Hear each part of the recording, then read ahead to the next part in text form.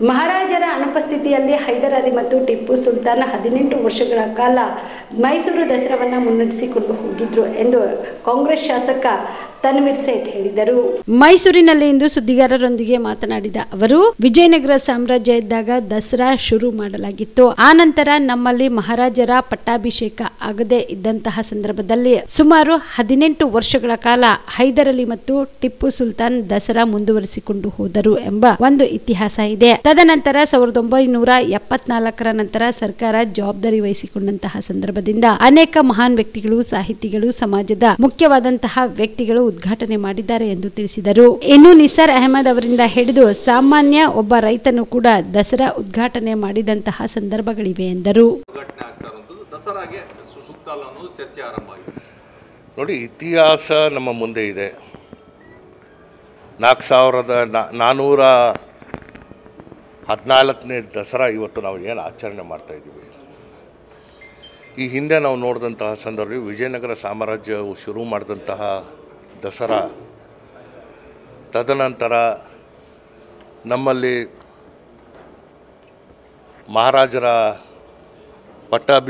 ಅಭಿಷೇಕ ಆಗದೇ ಇದ್ದಂತಹ ಸಂದರ್ಭದಲ್ಲಿ ಸುಮಾರು 18 ವರ್ಷಗಳ ಕಾಲ ಹೈದರ್ ಅಲಿ ಮತ್ತು ಟಿಪ್ಪು ದಸರಾನ ಮುಂದುವರಿಸ್ಕೊಂಡು ಹೋದರು ಅನ್ನೋದು ಒಂದು ಇತಿಹಾಸ ಇದೆ.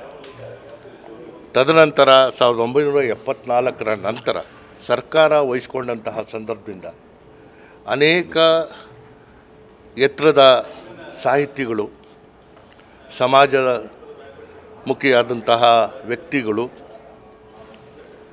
ಎಸ್ ಎಂ ಕೃಷ್ಣ ಅವರು, ನಿಸಾರ್ ಅಹಮದ್ರವರು, ಸ್ವತಃ ರಾಷ್ಟ್ರಪತಿಗಳು ದಸರಾನ ಉದ್ಘಾಟನೆ ಮಾಡಿದ್ದಾರೆ. ಸಾಮಾನ್ಯ ಒಬ್ಬ ರೈತನು ಕೂಡ ದಸರಾ ಉದ್ಘಾಟನೆ ಮಾಡಿದಂತಹ ಸಂದರ್ಭಗಳಿವೆ. ಸಮಾಜದಲ್ಲಿ ಒಬ್ಬ ನಾಸ್ತಿಕ ಅಂತ ಹೆಸರು ಪಟ್ಕೊಂಡಿರುವ